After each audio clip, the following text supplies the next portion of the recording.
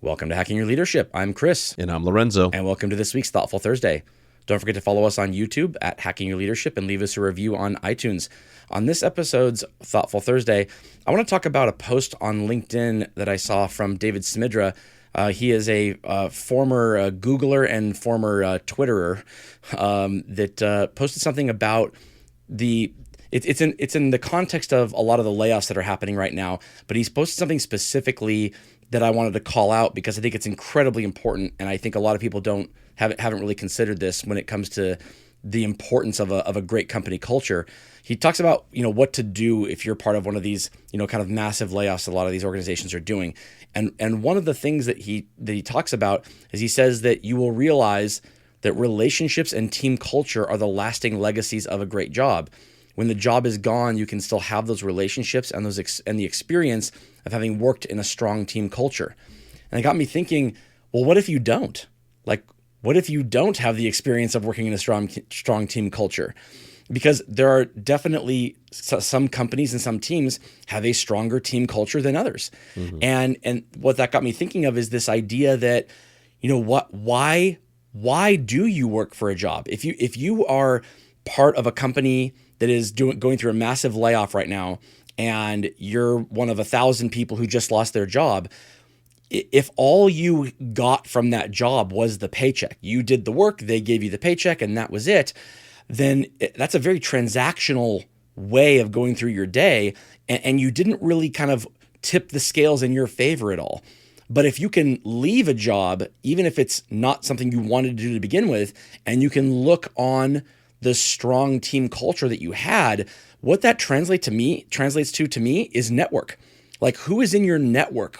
How have you grown relationships during the course of the time that you were there in a way that makes you more prepared to find whatever the next thing is?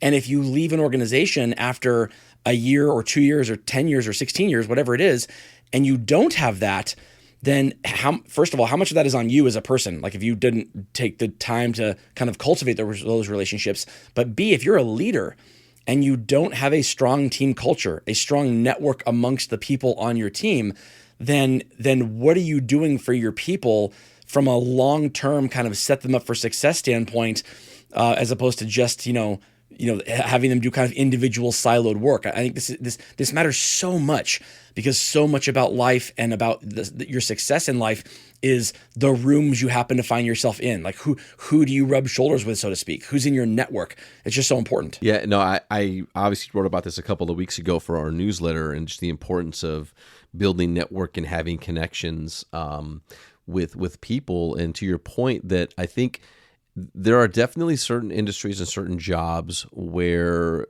maybe because of the way the work is done, there's not a whole lot of space for that element of truly like bringing teams together to bring like bigger picture culture and environment and teamwork and connection. I think pretty much in all jobs, most people will find people that they like to spend time with, or that they like that person more than that person, or they align more with that person versus that person. And you will get relationships maybe out of work where they will carry over into personal life and friendships and networking. And I see both sides of this. I see this where this happens, and I've seen it in my career where like the job is the reason why there's a connection. And then when one person or both people leave that job, they really don't talk or connect anymore ever, right? It's very much like a very surface type of connection. And then there are other jobs and teams that I've been on, like I can imagine you and me, right? Like where you create friendships and networks over decades, where even if you don't talk every day or every month or even maybe every year, it's simply like the numbers don't change. You can message somebody, they'll message you right back. Hey, it's great to hear from you. Like, what's going on? Like there are those moments in times in teams that I've worked with where those relationships are very, very strong, and those networks have worked out tremendously for both sides of it, for things that people have reached out to me about, whether it's help or potentially jobs or advice or something I'm doing on the side, and vice versa. I have reached out to them and said, hey, there's something I got going on, can I get your advice on this? And they've been extremely helpful. So to your point, like, I think that's something that anybody from an employment standpoint, you really should be looking at around like, besides the paycheck, besides the job, besides the experience, how am I positioning myself to build a larger network in relationships that can be helpful, into the future? And I think that sometimes it's again, if you align with people and you become like friends, then obviously like there's also a personal element of it that would be cool, but there's definitely a professional element here that I highly suggest. And then from a leadership standpoint, if you don't see that happening, if you don't see these connections happening, then that might be something you want to focus on and take a look at, because in a lot of jobs and industries, there are ways for you to create that space.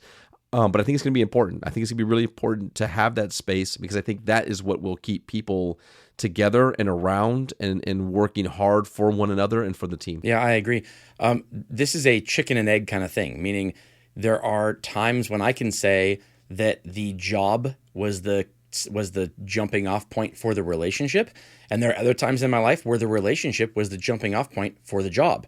And if you have examples of both, then that means that this is working well for you. This means that if you can say that part of the reason that you have either your current job or you've had a job in the past that started out because you had a relationship with a person, either from a previous life, a previous job, previous industry, whatever it is, or if you can say, if you can say that you have a relationship now with somebody that you didn't know before you started your current job, it's a both thing. And so what I want to ask you, Lorenzo, is I want to know about a time when you got either a promotion or a job offer or an opportunity or something that you would not have had you not already known a person that you had made as part of your network in the past. And so I want to ask you that, but first I want to give it up a word for one of our sponsors.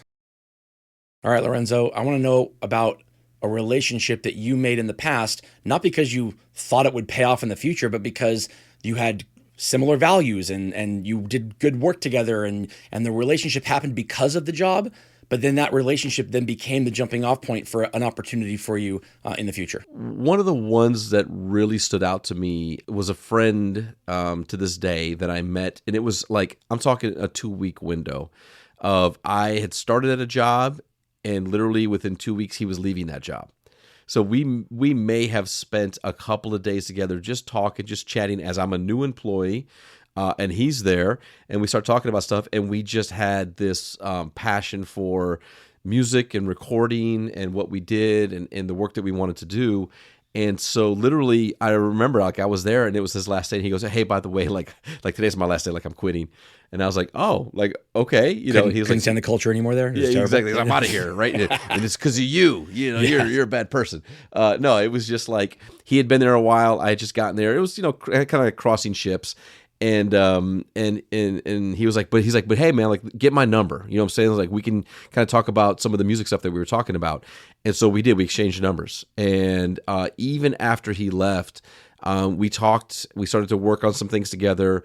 And we became really close friends. We ended up opening a recording studio together and doing a bunch of music. And like to this day, we stay in touch. And he's been out to Florida to see me and the family. I've been out to California. When I'm out there, I always make sure I get time to see him.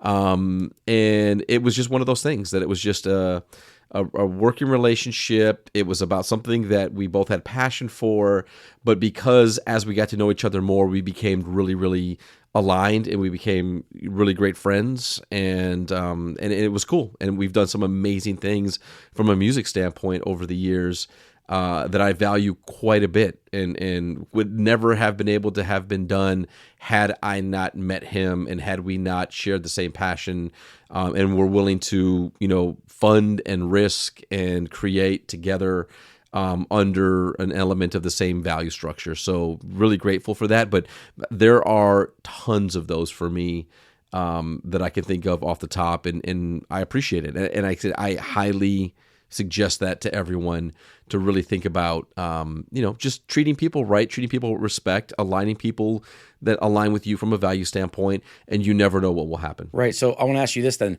He said, get my number. And then what was the next thing that happened? Like how long after he said that was the first time, like, did he call you or did you call him? And how long after he left was that? Like, was that 3 hours or was it 3 years? I mean, dude, this is 20 years ago, but I would probably say like within a week. And what was that about? Like, you called him? I just called him and I was like, hey man, like, I want to catch up with you. Like, do you want to grab some lunch or something, or go hang out and like whatever. Did you have a specific project in mind, or was No. it just to catch up? Just to catch up, like literally just to like continue the conversation that we were having about music, and that was it. That's the point. That's exactly what I want to bring up, and I'm glad it worked out that way, because it strengthens my point here, which is that how many times, and I picture this happening. You said when you told that story, and you said, "Hey, get my number."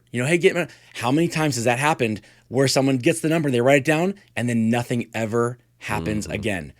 And then the first time that it maybe needs to happen is 2 years later, 3 years later. And now that's like, ooh, there's a professional need here potentially. Let me reach out to this person. And it's like, it might be too late then. Like then the relationship is built on the transaction. Like, oh, what can you do for me? Not I value this relationship and this culture that we kind of had together. And so that's what it comes down to. You have to put the work in to have the relationship be there. If the organization is not set up in a way where that's strong, where if you're not surrounded by people who you have similar values with, similar interests with, then get out. Go find yourself a place where you do have similar values and similar interests. But once you're there, those people will still stay transactional to you when you leave if you don't make the effort. If you don't actually start the relationship, you have to transition it from the working relationship to one that exists outside of work. That can't happen until one of you does that. And if you find value in that person, then do it. Don't do it for the potential future business relationship. Do it because you have similar values and similar interests. The bigger and stronger you can make that network, the more likely it is that you'll have people that will fall into place for those things as opportunities come up. But that's not the reason to do it. It's just such an important part of why we go to work. Again, make sure that your job is not just the transaction of you get the work done, they give you the paycheck. What are you getting out of it besides that? And the network and the relationship is exactly the most important thing to focus on. Absolutely. And with that, it brings us to the end of this episode. This is Hacking Your Leadership. I'm Lorenzo. And I'm Chris. And have a great day.